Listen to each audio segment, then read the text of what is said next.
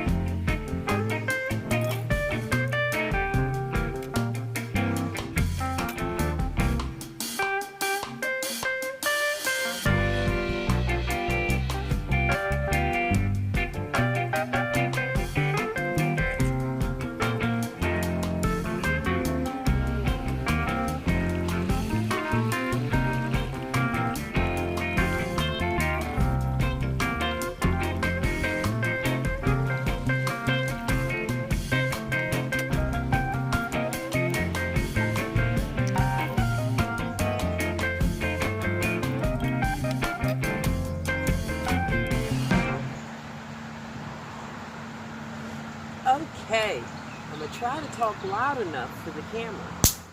Ooh, go ahead, fire. First of all, I have not been camping in a year.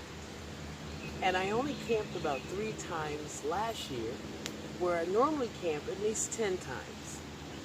Where you going, dog? So when I started packing for this trip, I kind of sort of forgot how to pack. I wasn't sure what to pack. One of my goals was to make sure I could come up with a setup that I could use continuously instead of trying different setups. I'm ready to stick to one that would keep me dry, keep me shaded, and would allow me to have a small fire even in the rain. So I wasn't really sure what I was going to need to accomplish that, so I bought way too much stuff. That truck is a disaster. I can barely find anything. So that was kind of discombobulating. I forgot the grill station. And I'm going to put a picture here. That plant stand that you see on my patio is actually the grill station. You saw me make coffee on my little aluminum table. Later on, you will see me have a fire on, and I'll put a picture up, this table. If that table looks familiar to you, it's because that's the table that my TV sits on the patio. Don't think I didn't break those tables down real quick and throw them in the truck. It was easier than trying to put the grill station in. So that was a blooper. I forgot the man cave. I was 20 minutes into a 2-hour trip and had to turn around. There is no way I could camp and not keep the dog contained when I'm busy. So I had to turn around. Woofy, come here. Come here, baby. Get over here where I can see you. So I had to turn around and go back and get that. This is what happens when you haven't camped in a year. I have a awning system on my truck that I am so very proud of. I built that critter myself. And then I realized I'm not really sure if I remember how to use it. This is what I'm talking about, okay? It took me a minute to put up the tent cot because I forgot how to do it. So I thought I'd show you the tent cot real quick. As you can see, it has a screened window that also has a flap that zips up over it for rain. There's one on either side. There are also pockets, and it's got 3 on this side and the other side of the opening, and I got all kinds of crap in it. I am 5'7", and I have enough room to fully stretch out. The dog and I are both very comfortable in it. It also has a rain cover that I don't use because it creates condensation. I prefer to tarp it when it's raining. It features an extra wide cot that is rock solid. So you saw me sit on the edge of this thing and get up, and it never wavered. This was a really good purchase for me. And if I remember correctly, it was in the $200 range. Not having to get down on all fours in order to get in and out of a tent is the epitome of comfort for me. Same way with this. It took me a minute to remember how to do it. It is 6 by 6 squared, more or less. It's 6 feet high in the middle and 5 feet along the edges. That's why you see me ducking down to get inside. I don't have a problem with that.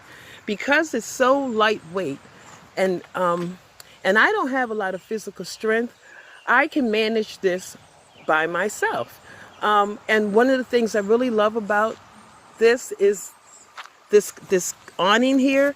That panel is attached to the awning. At this site, as you can see, the sun is coming from the opposite direction, but as the day goes on, the sun goes up and then it comes down on the other side. So all I do is lift the actual cover, flop it around so that I'm protected on the other side. Because when you're camping, shade is your biggest bugaboo. And no matter where the sun is, I can protect myself from it. So I think I paid somewhere between $60 and $100, and I got it at Dick's Sporting Goods. It's called Quest. It is just wonderful. This awning only weighs 25 pounds. And I can easily, when I remembered how to put it up by myself. And I have 2 of these. The tent cot. I bought that last year because I did not want to have to get up off the ground anymore.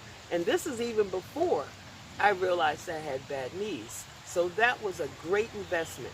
But I will say this, while this thing is amazing and it sleeps really well, I think I would not use it in too much wind because I don't think that the poles would stay stable enough. But this campground, which is the place I always come, has rocky soil. So you can't stake anything down. And that's the only drawback about this campground. It has beautiful river views, but you can't stake down a tent. So I would never come here when it's windy. Other than the truck being an absolute disaster, it was so bad yesterday that I just wanted to go to the dumpster and throw everything away. But the one good thing about this is I actually got to see what gear I really use, because I'm one of those people, I believe in backups and plan Bs and things like that. So I always bring more than I need just in case. Oh, let's not talk about the shower system. Remember I told you there were 2 things I forgot to order on Amazon? Well, one of them was the shower system. My rechargeable shower system failed last season, and since I forgot to reorder it on Amazon, I thought I'd try something new I could find in the store. I thought I would try that system that all those nomads talk about, the handheld sprayer that you pump and then you spray yourself with. And I'll put a picture here. I bought one at Walmart. I've seen more water come out of a straw. I was so disappointed. I mean, so disappointed. So I had to resort to my backpacking shower system. And the backpacking system are basically empty smart water bottles. There's a special nozzle you can buy that looks like a shower nozzle. And believe it or not, I mean, for something so simple, it actually works really well. Oh, heck. Let me just show you. It is so simple. Here is a collapsible basin that I put hot soapy water in last night. And here is the nozzle that you can buy on Amazon. Oh God, I forget what it's called, but I'm pretty sure they call it the backpacking shower system. And it also comes with a straw that will go inside the smart water bottles. And they seem to, these nozzles only seem to fit the smart water bottles. I don't use the straw because I just don't see where it's necessary. Also, I forgot my shower gel, so I had to take a shower with my Himalayan salt hand moisturizing hand soap. Hey, any port in a storm. But this is just the most simple system, and it works really well. Oh, I think the little nozzle and straw was like $25. It sounds expensive. Oh, you know what? Let me show you what the stream looks like on this nozzle, because that's what made it worth the $25. Hold on. That is not bad at all, okay? Not bad at all. So, actually, it really wasn't that bad, and it's simple and it's no fail, you know? So, maybe I'll just continue to do that. With the rechargeable system, it takes about, I don't know, 3 to 5 minutes to take a shower.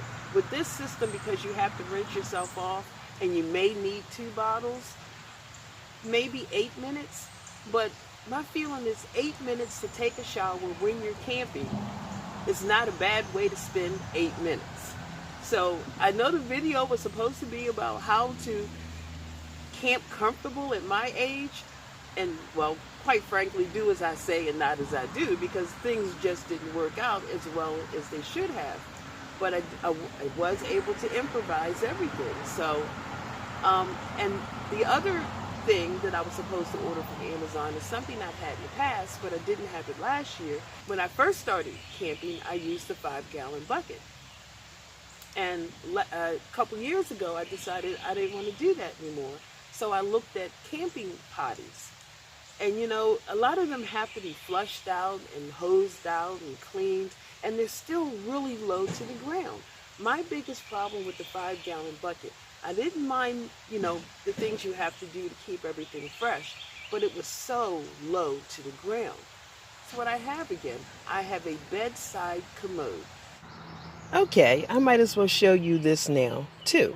Come on, focus. Now, as you can see, it is a convalescent toilet. And it is nice and roomy. It's got a great lid. It's got a great seat. It also comes with a bucket and lid, which is basically a potty. But I choose to use my 5-gallon bucket underneath of it. And this is what I pour in it, about a half a cup. And then I add a half a cup of water to it. And that controls the smell. It breaks everything down. It's really pretty easy peasy. I line the bucket with 2 plastic bags, and at the end of each day or sooner, depending on what I have to do in here, I tie the bags up, leave them in the bottom of the bucket, put 2 new bags in, and when I'm ready to leave, I just put a lid on the 5-gallon bucket, and when I get home, I just dump it like I do regular trash. The ultimate comfort? Toss the whole bucket and buy a new one for the next trip. It is just fabulous. I absolutely love this thing.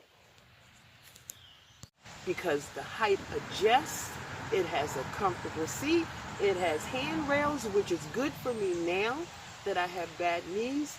That thing is a dream. It's unconventional, but at least if there's one thing in this video, in this trip, that went well enough for me to say that is an item for people my age who want to camp, that once you put out the money for it, you will never, ever regret it.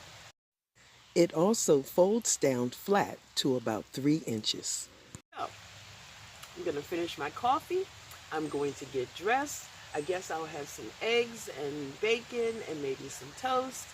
And I will see you all in a little while. Stay tuned.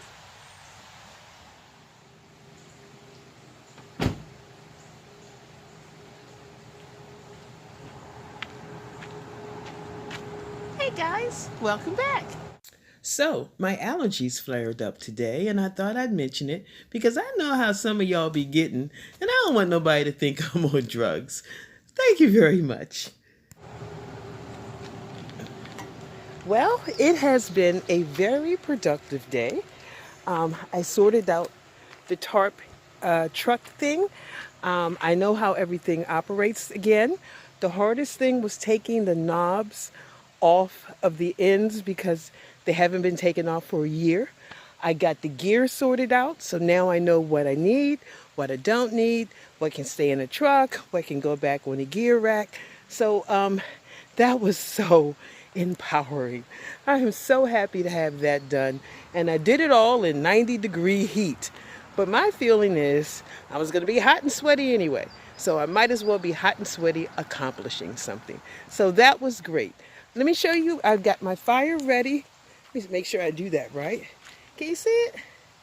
Yeah, I already set the fire for tonight. I'm going to go ahead and light the charcoal, or at least try to get it to light, because I think it got a little damp with the dew. Silly Sheila. And because I want to make a steak for dinner. I was supposed to have potatoes too, but quite frankly, I'm not really sure I want to go through all that. It was hot. And I found out something too. You know, before I used to want to do these elaborate setups and elaborate meals. I mean, remember, I only worked part-time, so, you know, I wasn't putting out a lot of energy anywhere else. But now, I put out a lot of energy at work. I mean, I just don't want to do too much. Oh, I picked up a few things, and I wanted to share them with you. Oh, let me show you this. Somebody burnt up a pan. I don't even want to talk about it. So, let me show you a couple things I picked up that you might be interested in. Hold on. Okay, so let's go over here and look at a couple of things that I picked up that I am really happy with that might come in handy for you. So I'm going to switch it around so you can see it. Hold on. Okay, first, I think I showed you this last year. I paid $10 for it. I think it was $10. And I mean, it doesn't feel like much. It's not going to stop you from sweating. But if you are, the air that comes on your skin actually makes your sweat feel like you got air conditioning. That's the best way I can say it. This was the first trip for the dog this year too, and he didn't take the heat real well. Even in the shade, he was panning. So I took one for the team and I gave him the fan. And I'll show you a clip of that. Within 3 minutes of me putting the fan in there with him, this dog was happy. So I'm going to probably go back to Walmart and buy a second one so he can have one and I can have one too. This little light here, this thing is just so freaking cute. I bought 4 or 5, I think I bought 4 of these. I have 3 lining the walkway so I can get to the bathroom in the middle of the night. Oh, I wanted to show you those little tub lights I showed you earlier, and how they lead me to the bathroom at night. So they work out really well. And I had one on the table in front of the tent. This thing was so bright that I said tonight I'm gonna have to put it somewhere else, because Woofy and I had to put the cover over our heads just so we wouldn't have to see the light. This little thing is amazing. I think it was $3.99. It takes 3 AAA batteries. I mean, if you get them at the Dollar Tree, even if it only lasts, 2 or 3 camping nights, that's not a bad deal. This thing, I am not always happy with this brand. Wait a minute. Okay. Let me do this a little better. But this insulated jug is amazing. I always take it when I do 2 nights. I filled it up with ice before I left the house, just like I did the cooler, which immediately melted. By this morning, the ice was pretty much gone. But I actually poured myself a glass of ice water out of this a few minutes ago, and it is still 3/4 packed with ice. This thing is amazing. I use it as my emergency ice source. In case there's something I want to take home and the ice in the cooler has died, I can give it a little ice to get me home and keep it good. So those are 3 things that I thought you might want to know about.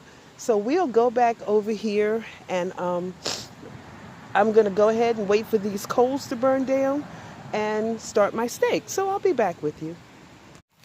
Well, it looks like the steak is almost ready, so I'm going to go ahead and eat and feed the dog, light the fire, and I'm pretty sure you noticed me walking up to the camera, and you see I'm walking pretty good these days. So I thought I'd give you a quick update on the arthritis and what I have been doing to improve this much. So let's go ahead and try to get this fire lit. Oh.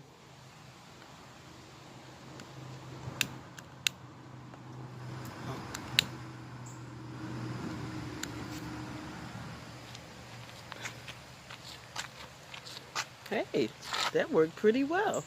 Let's see how this goes.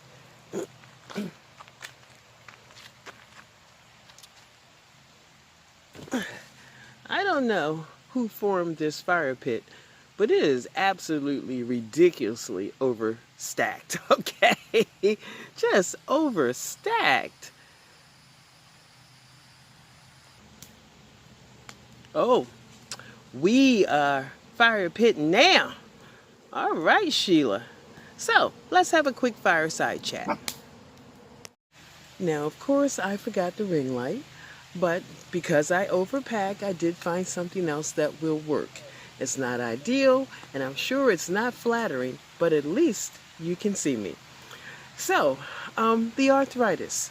Well, I think I told you before, after reading about rheumatoid arthritis, because it just seemed like what I was experiencing was something more than the, osteoarthritis. So I did some research, and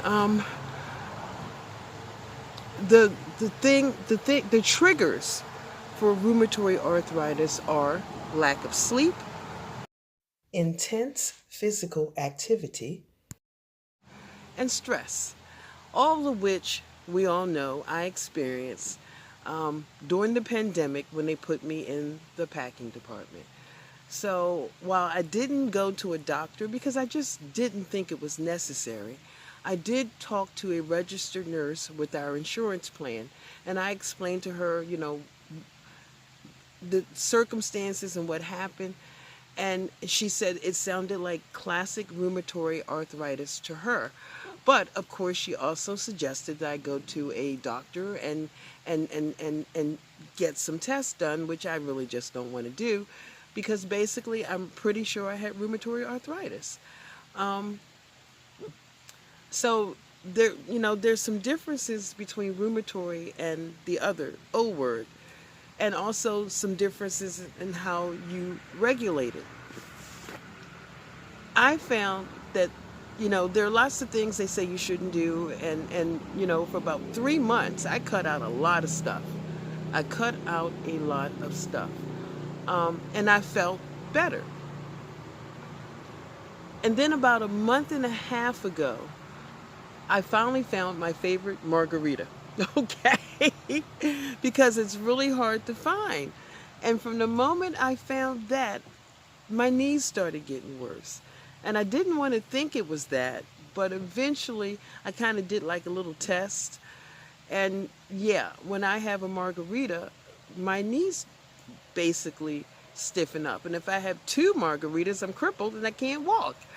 So I have found that there are 4 things that I personally have to stay away from. I cannot have alcohol more than 6%. And my margarita was 10%. So I did find another margarita that was 5%, and also the Seagram Escapes are 3%. When I drink the Seagram Escapes, I can drink 10 of those. One, I never get a buzz, and two, it never affects my knees. The margarita that is 5%, I actually can drink 2 of those. Anything more than that, and my knees start to stiffen up. Now, some of you may say, well, Sheila, just quit drinking. And my answer is, I'm grown and I want to. As long as I can find something I like to drink that's not going to hurt me, then yeah, I like to have an adult beverage once in a while. So anything over 6%, I cannot have. Sodium. If I have Chinese food, it depends. If I add soy sauce from like a soy sauce shaker, you've seen those, my knees will start to hurt. If I just do 1 packet, they won't hurt. If I do 2 packets, they will hurt. So high levels of sodium. Artificial sweeteners. I never drink soda, but during Prime, they offered free sodas. I'm like, oh, drink one and we'll see what happens. Nothing happened. One day I took one of those Weiler's sugar-free pink lemonade things that you add to a bottle of water. 20 minutes later, my knees stiffened up so bad I had to go home. So, artificial sweeteners, I can't have. I can have sugar as long as it's in moderation. But, like I said, I never drink soda. So there's really no reason for me to. But an occasional, ice cream and cake doesn't bother me. An occasional cookie doesn't bother me. But I don't know what's in artificial sweeteners, but I definitely have to stay away from them. And there was one more thing. See, sodium. Woofy, stop. Sodium, artificial sweeteners, alcohol above 6%. And I thought there was one more thing, but I can't remember what it is. But other things don't bother me. Fried foods don't bother me. Like fish or fried chicken or steak, it doesn't bother me. Potatoes don't bother me. And coffee. Coffee actually seems to be helpful. I still have my smoothie every day. I add, turmeric? You know what? I know you all keep telling me how to pronounce it. I understand that. And I just don't feel like working that hard. So you know what I mean. Turmeric. Yeah, that's it. Ginger, cinnamon, and cayenne pepper. Cayenne pepper is like amazing. I will put that up there with the golden milk.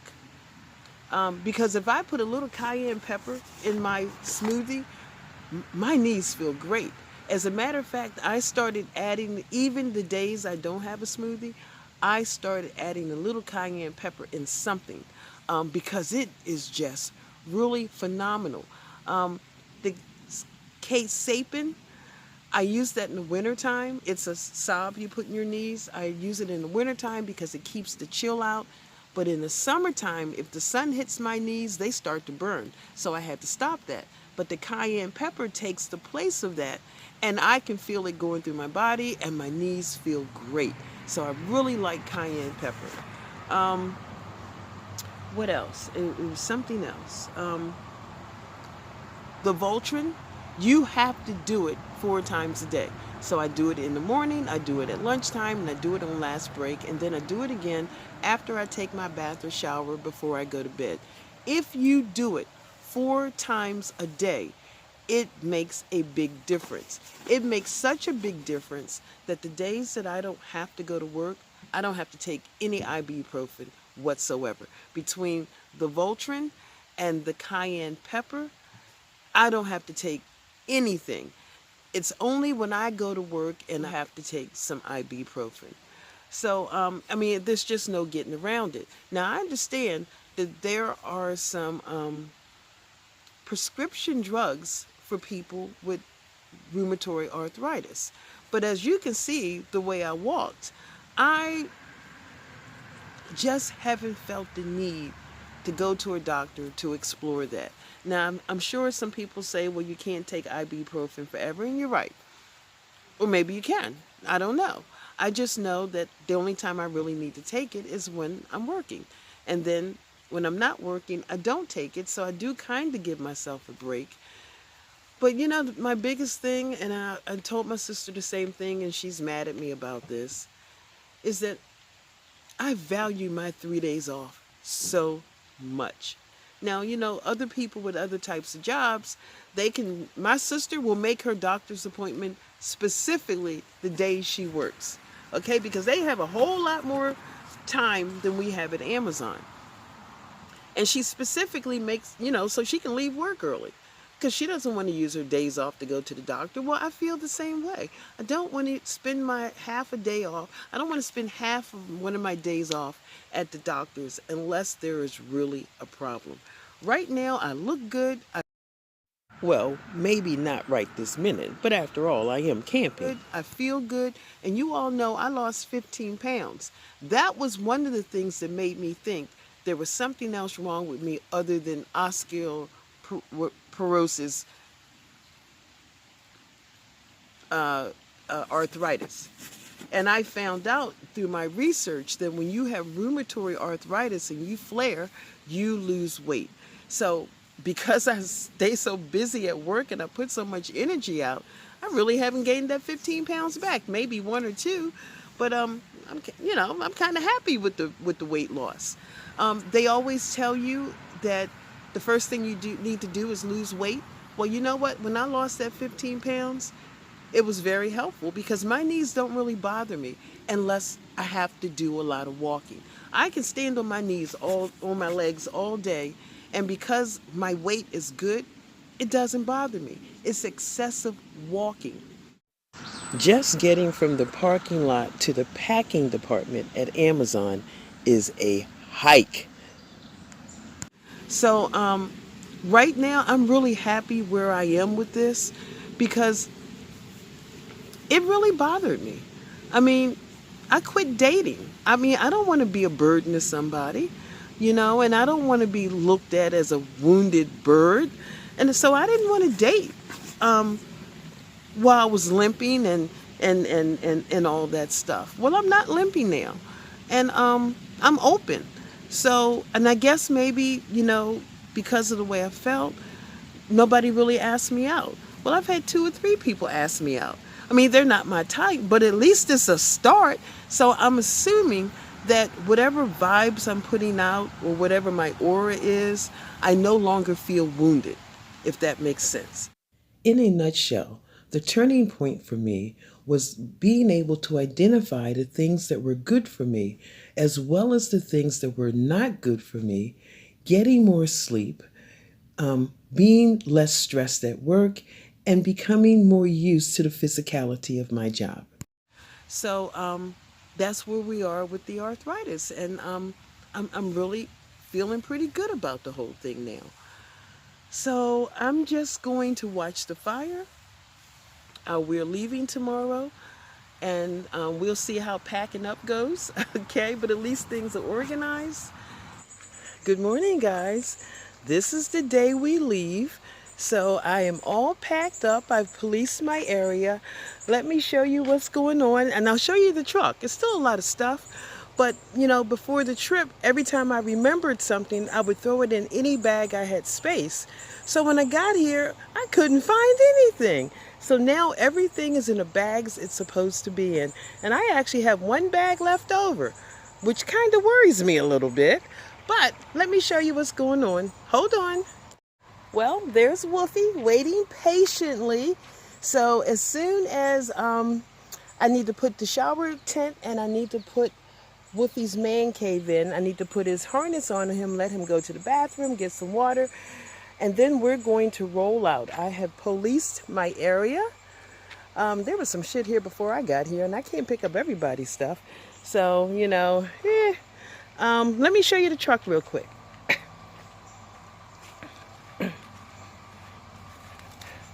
I have everything divided into bags. You know, a kitchen bag, a fire bag, a pot and pan bag, and then I have some bins that house things like bathroom stuff and things to put up tarps and stuff with. Woofy sits in the back because it's a 2-hour drive and I need to smoke, and he doesn't like cigarette smoke. So actually this wasn't bad. And like I said, there are a lot of things I will not even bother to bring next trip. So I'm really happy with all of this. It's so funny. The actual gear I have doesn't take but maybe a half an hour to put up. It's all that other miscellaneous crap I keep bringing that takes so long. So guys, thanks for joining me, and I will see you on the next trip. Hopefully we'll do one, maybe 2 in August. Let's see how this non-mandatory thing goes at Amazon. Thanks so much, guys, and I had a blast. I hope you enjoyed it. I hope it was informative, and I hope it wasn't too talky. Thanks, guys. Have a good one. Stay blessed, and I'll see you when I get back. Bye. I still cannot get over this dog.